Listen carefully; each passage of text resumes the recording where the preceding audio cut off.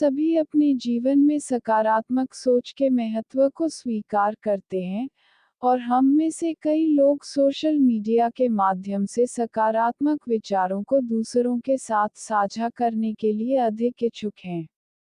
लेकिन क्या आपने कभी सोचा है कि सकारात्मक सोच वास्तव में हमारे जीवन में कितना बदलाव ला सकती है? आज हमने सोचा कि हम यहाँ इस बारे में बात करेंगे।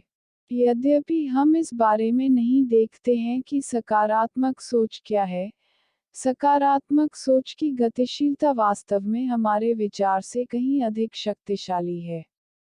विचार सामान्य रूप से, वास्तव में, हमारे भविष्य का निर्धारण करने में निर्णायक कारक हैं।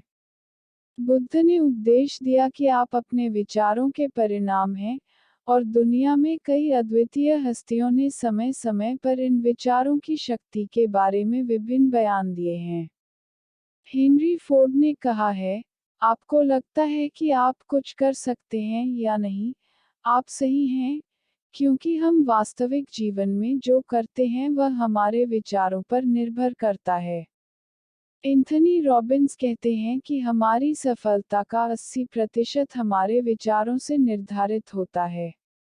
थॉमस अल्वा एडिसन उन महानतम अन्वेषकों में से एक हैं जिन्हें दुनिया ने कभी देखा है।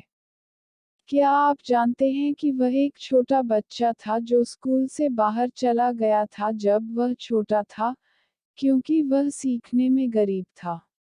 स्कूल के प्रिंसिपल ने थॉमस को खारिज कर दिया और थॉमस की मां को एक पत्र भेजा, जिसमें कहा गया था कि आपका बच्चा मानसिक रूप से बीमार बच्चा है जिसे इस वजह से स्कूल छोड़ना पड़ा है। लिटिल थॉमस ने यह पत्र लाया और अपनी मां को दिया, लेकिन इस लेख को पढ़ने के बाद, थॉमस की मां ने थॉमस को हंसाया। प्रिंसिपल का कहना है कि मेरा बेटा बहुत प्रतिभाशाली बच्चा है और स्कूल में शिक्षक उसे पढ़ाने के लिए पर्याप्त नहीं है, इसलिए मुझे अपने बेटे को घर पर रखना और उसे पढ़ाना है, उन्होंने थॉमस से कहा। थॉमस तब से घर में हैं और खुशी से विभिन्न चीजों को सीखते हैं, और उन्होंने अंततः पूरी दुनिया को हिलाना बंद कर दिया। लेकिन अगर थॉमस की मां ने उन्हें डांटा था या उन्हें सच कहा था जब वह लेख पढ़ते हैं, तो थॉमस कम उम्र में ही यह मानने और सोचने लग जाते थे कि वह मानसिक रूप से बीमार हैं।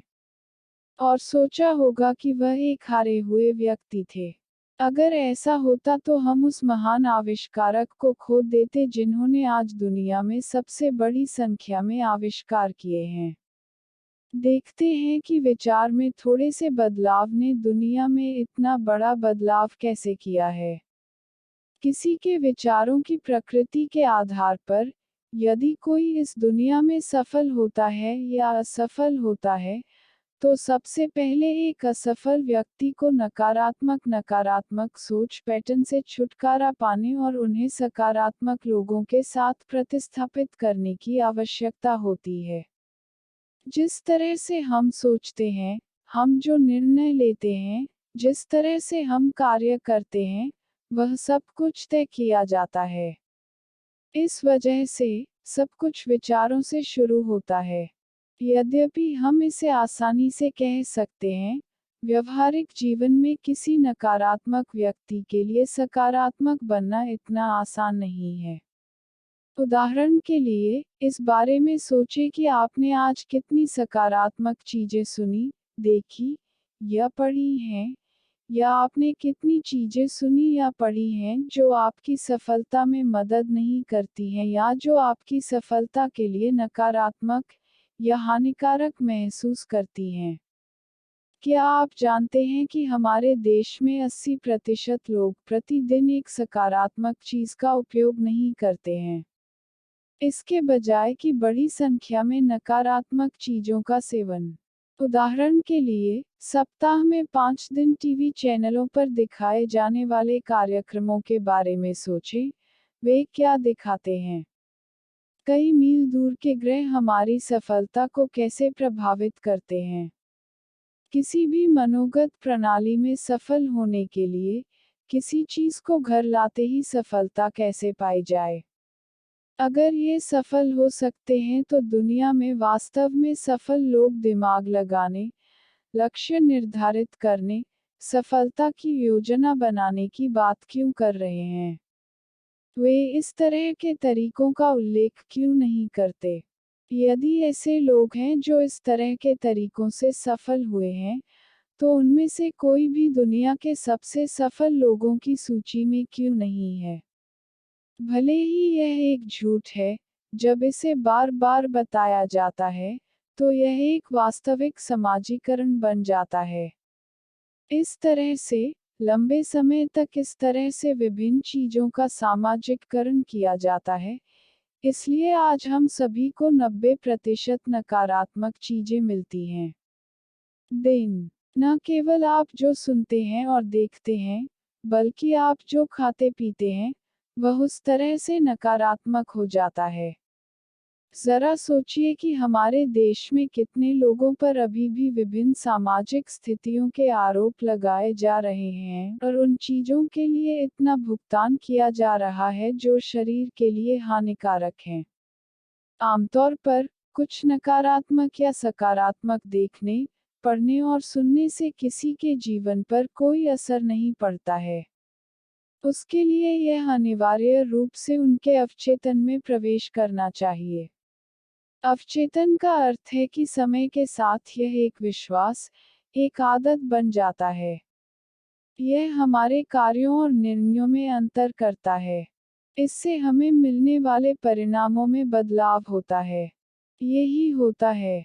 इसलिए, यदि कोई नकारात्मकता से छुटकारा पाने और सकारात्मक बनना चाहता है, तो उसे उन सकारात्मक चीजों को हासिल करना होगा जो उसने सूक्ष्म तरीके से हासिल की हैं।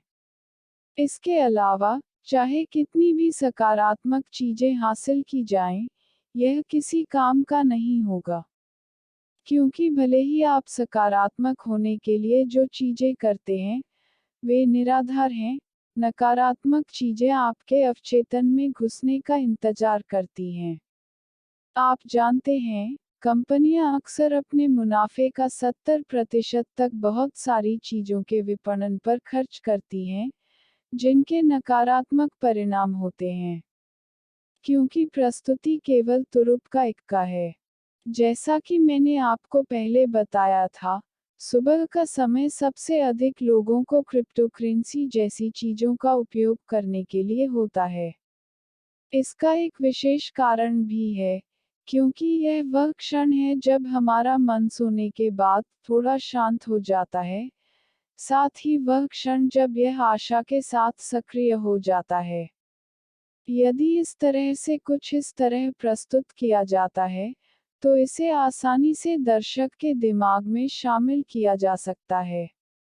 कभी कभी हम इन चीजों को ज्यादा दिलचस्पी से नहीं देखते हैं, लेकिन स्वाभाविक रूप से हमारे दिमाग में शांत होने के कारण ये चीजें कुछ हद तक हमारे दिमाग में बस जाती हैं। यही कारण है कि बच्चों को कहा जाता है कि वे सुबह इसका इस्तेमाल करें जब वे पढ़ाई कर रहे हों।